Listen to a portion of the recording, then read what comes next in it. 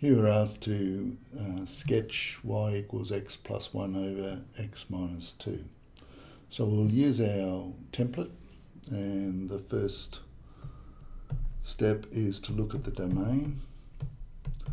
And just by inspection here, we can see that this function is not defined for whatever makes the bottom equal to 0. So if we've got a fraction here, it's all right for the top to be equal to 0, but if the bottom's equal to 0, the function is not defined. So clearly when x equals 2. So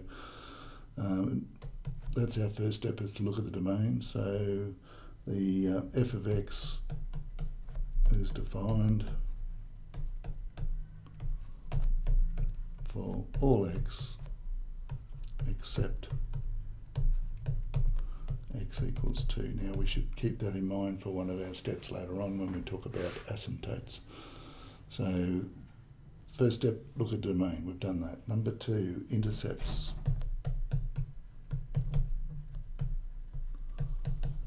And intercepts, we find the x-intercept by putting y equals 0, it's just the opposites.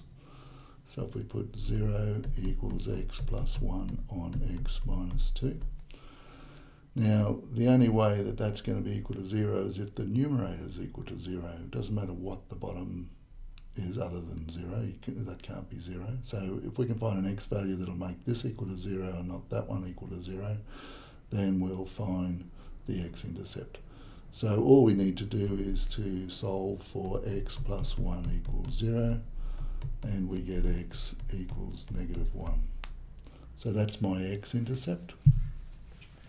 The y-intercept is when x equals 0, and that's just a straight substitution in.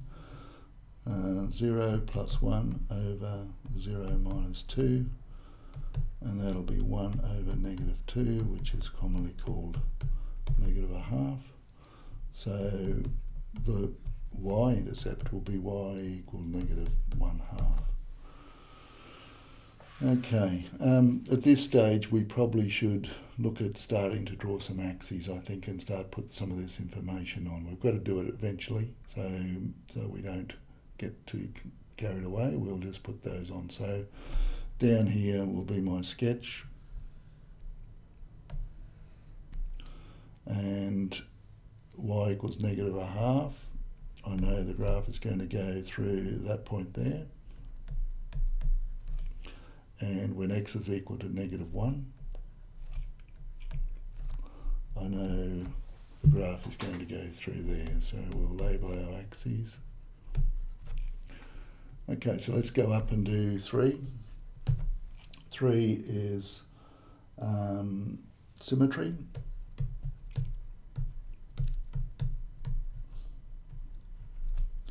And symmetry, we know that f of x is equal to, just by what we're given, x plus 1 over x minus 2. So we need to calculate f of -x, and we do that by putting -x in there, so it'll -x plus 1 over -x minus 2. And clearly you can see that that is not the same as that. So f of -x is not equal to f of x.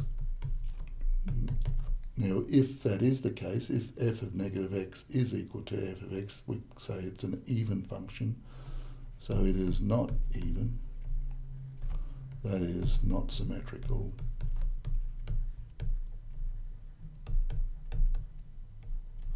About the y-axis. So we're not going to have, we go down and have a look down here at our, so the graph won't look the same on either side. We can't sort of, well, this tells us that the graph will be different on this side of the y-axis to that side of the y-axis. The other one is to test whether it is odd, and that is minus f of x is just a minus outside of that, x plus 1 over x minus 2. And the minus applies to the top, so that'll be -x minus 1 over x minus 2. And that is not equal to f of minus x. which is minus x plus 1 over minus x minus 2. So those two aren't the same. Therefore, it is not odd. And odd means it is not symmetrical.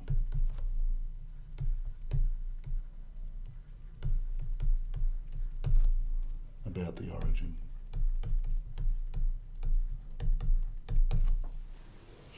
Okay, if it's symmetrical about the origin, we could have something up here that looks exactly the same there, or vice versa. Okay, so we don't have any symmetry going on. Number 4 is asymptotes.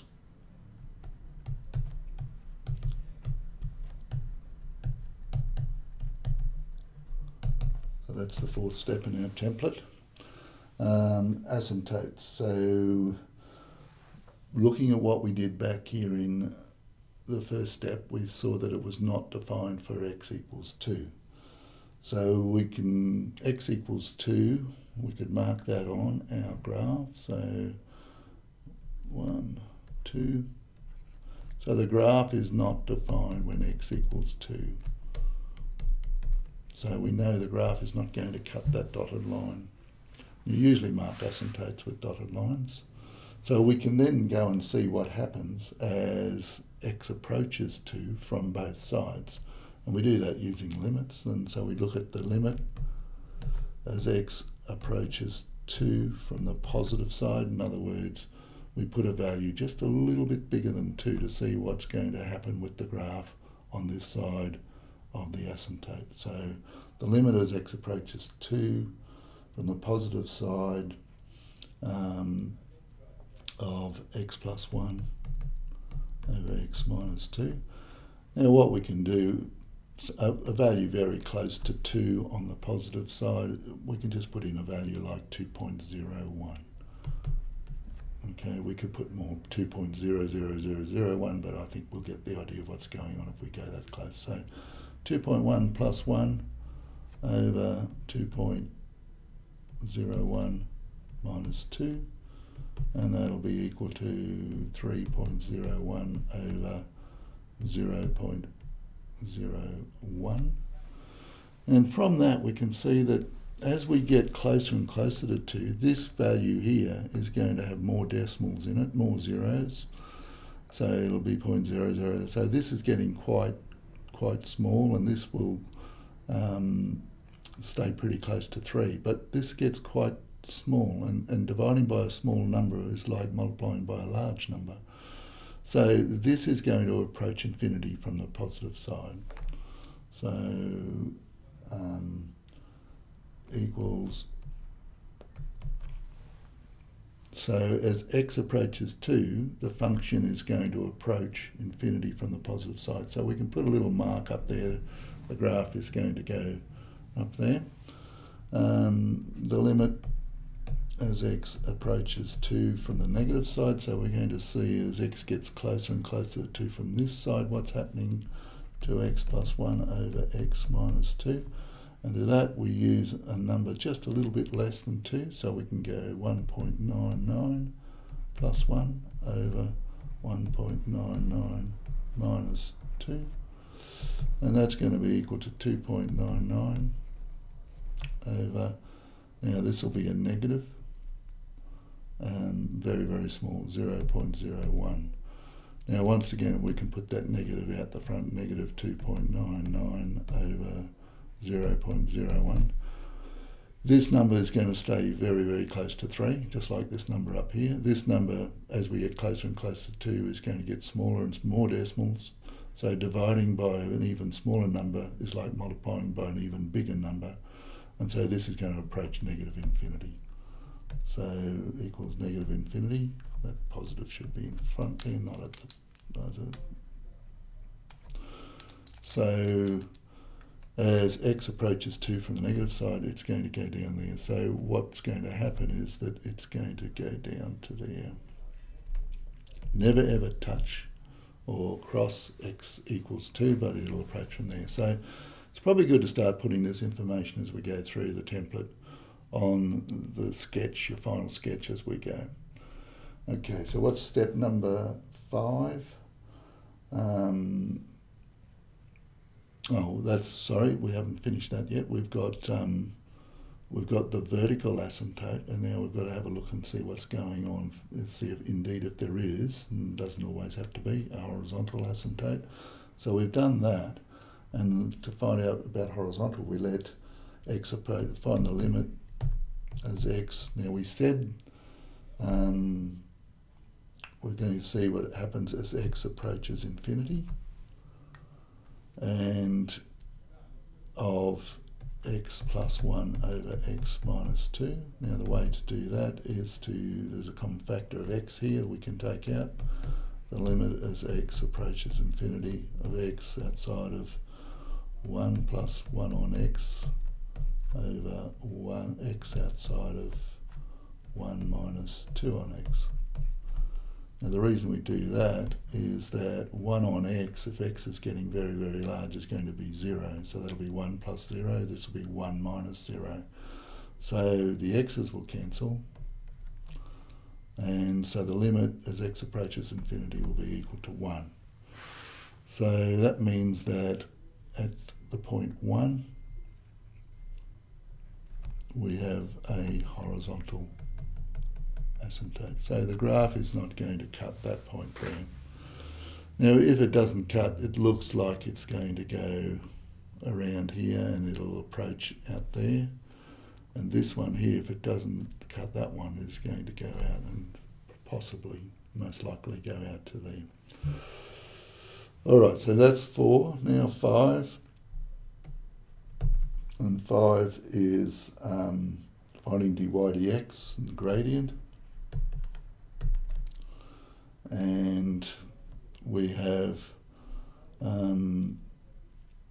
y equals x plus 1 over x minus 2. So this will be my u, and this will be my v. And so dy dx, now this is the quotient rule, so it's all over v squared, so it'll be x minus 2 squared. So u dash is equal to the derivative of x plus 1 is simply 1. And v dash, the derivative of x minus 2, the derivative of the x was also equal to 1. So it is all over v squared. Now just by the rule, this will be v u dash. V is x minus 2. And u dash will be 1. It's always minus u, x plus 1, and v dash, which is 1. So when we remove brackets, we get x plus 2 minus x minus 1. Sorry, that's x minus 2 there, not plus 2. X minus 2 minus, now that minus means the signs inside change. X minus 2 squared. The x's will cancel each other out. X minus x is 0, so that's equal to, we'll move it down the page a bit here. So that's equal to negative 3 over x minus 2 squared. So what can we say about the gradient? By looking at the gradient function, which is the dy dx, no matter what value you give x other than x equals 2, where it's undefined, and we know that because the graph is the original function is undefined there. Any value of x other than x equals 2, this is always going to be positive. When you square, it doesn't matter whether this is negative or positive inside the brackets. When you square it, it'll be a positive. And you've got negative 3 sitting on top. So negative 3 over positive. So the gradient is negative 3 over a positive value, and that's always negative. Now, a negative gradient means that the function is decreasing.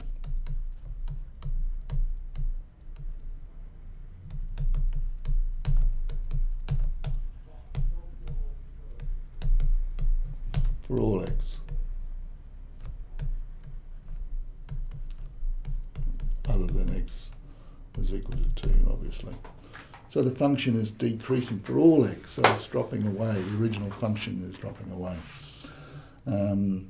So that's important to know. And if we have a look at what we think is going to happen, As we go from here to here for this part of the graph, the gradient is always negative.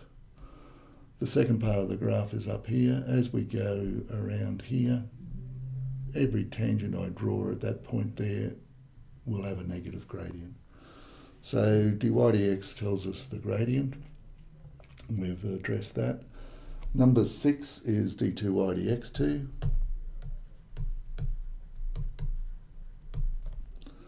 And we need to find the derivative now. Dy dx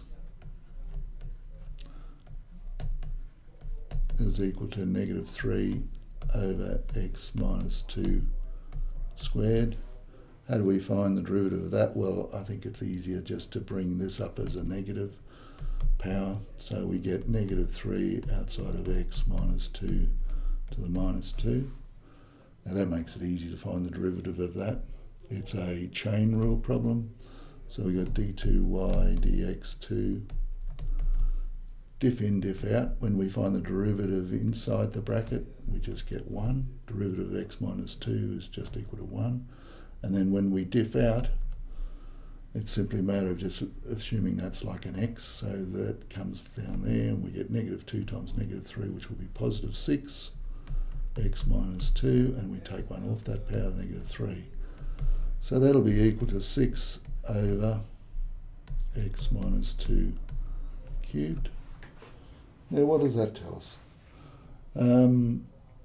Tells us the second derivative tells us all about concavity. And if I drew up a little table here,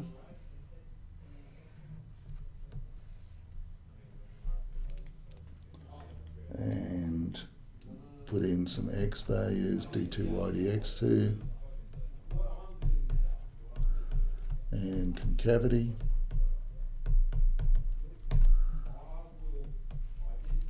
when x equals 2, the second derivative is not defined. So when x is less than 2, d2y dx2. So if we've got a value here less than 2, we are going to have a negative inside that bracket. And a negative cubed will be a negative, and we've got 6 over a negative. So we're going to have negative there, and so it is concave down.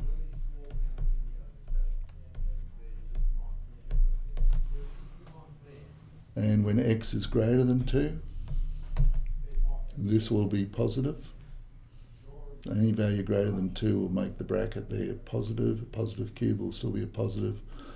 And then 6 over a positive, so that'll be positive. And when you have a positive second derivative, it is concave up. Sorry, yeah, concave up. Okay, so that's talking about concavity, and then our final stretch of the final thing is to sketch the graph.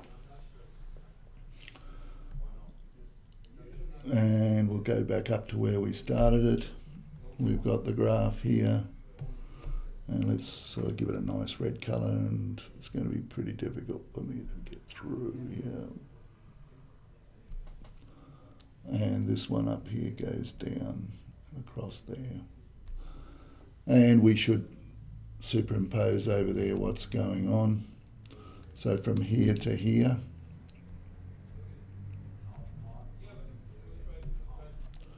function decreasing.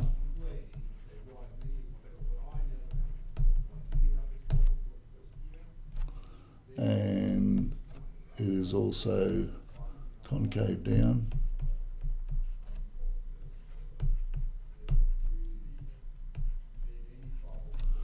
And from here to here is concave up, and the function is also decreasing. We said it was always decreasing because the gradient was always negative.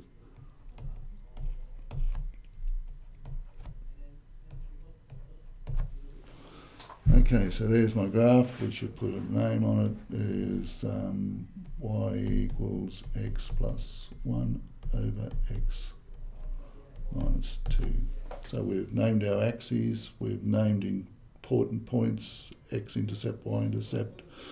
We have labelled asymptotes, or at least we can see that goes through 2 and 1.